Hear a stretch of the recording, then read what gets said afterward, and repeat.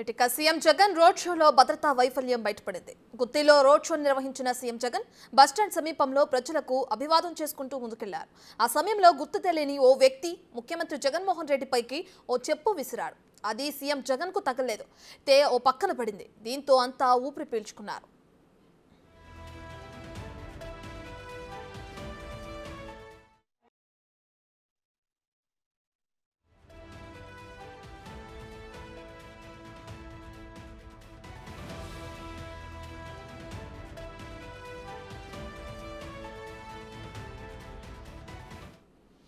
ఇక ఏపీలో ఎలక్షన్స్ దగ్గర పడుతున్న కొద్దీ ఎన్నికల ప్రచారం అయితే ముమ్మరం చేశారు. అయితే దీనికి సంబంధించి సీఎం జగన్ కూడా రోడ్ షోలో పాల్గొన్నారు. గుత్తిలో రోడ్ షో నిర్వహించే సమయంలో ఆయన పైన ఒక గుర్తు తెలియని వ్యక్తి చెప్పు వేసడం జరిగింది. దీనికి సంబంధించి మరిన్ని వివరాలు మా ప్రతినిధి యోగానంద్ అందిస్తారు. సో యోగానంద్, గుత్తిలో రోడ్ షో నిర్వహిస్తుండగా ముఖ్యమంత్రి సీఎం జగన్మోహన్ రెడ్డిపైకి ఒక గుర్తు తెలియని వ్యక్తి చెప్పు వేసడం మనం చూస్తున్నాం. అయితే దీనికి సంబంధించి ఏ విధంగా చూడొచ్చంటారు దీన్ని? అంటే గుత్తిలో ప్రభుత్వ వ్యతిరేకత ఏమైనా ఉందా? ఆ కారణం చేతే ఈ విధంగా రోడ్ షో నిర్వహిస్తుండగా ముఖ్యమంత్రిపైకి చెప్పు వేసడం జరిగింది అనుకోవచ్చు అంటారా? దీనికి సంబంధించిన డీటెయిల్స్ ఏ విధంగా ఉన్నాయి యోగానంద్? రత్న, ఉమ్మడి అనంతపురం జిల్లాలో మేమంతా సిద్ధం ఎన్నికల సభ రోడ్ షోల కోసం సీఎం జగన్ ఈ రోజు అట్టహాసంగా తన ర్యాలీని అనంతపురం జిల్లా గుత్తి నుంచి ప్రారంభించారు. ఆదిలోనే హంసపాదు అన్నట్టుగా గుత్తిపటంలోకి ఎంటర్ అయిన కొద్దిసేపట్లోనే అతనిపై గుర్తు తెలియని వ్యక్తులు చెప్పుడు దాడి చేశారు సీఎం జగన్ పై. సాక్షాత్ సీఎం జగన్ సభ ఉండే ప్రాంతానికి పోలీస్ సెక్యూరిటీ ఎక్కువగా ఉంటుంది.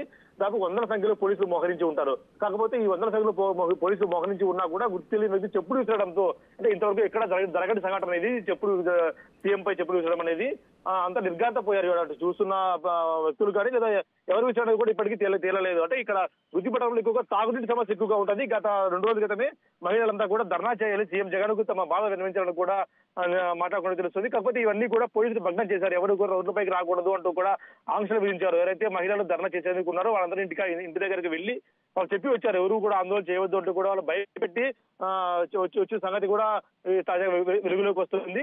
అంటే ఈ సంఘటనలో గుత్తి పట్టణంలో తాగునీటి సమస్య దాదాపు 4 రోజులకు ఒకసారి నీళ్ళు వచ్చే సమస్యగా ఉంది. అంటే ఈ సమస్య కోసం వేసే అక్కడ డీజిల్ ఒక ఆటో స్టాండ్ కానీ బస్ స్టాండ్ కానీ ఉంటుంది, అక్కడే ఉంటుంది. అంటే ఈ బస్సు ప్రయాణించడానికి విసిరారని అన్నది కూడా దర్యాప్తులు తేలే అవకాశం ఉంది.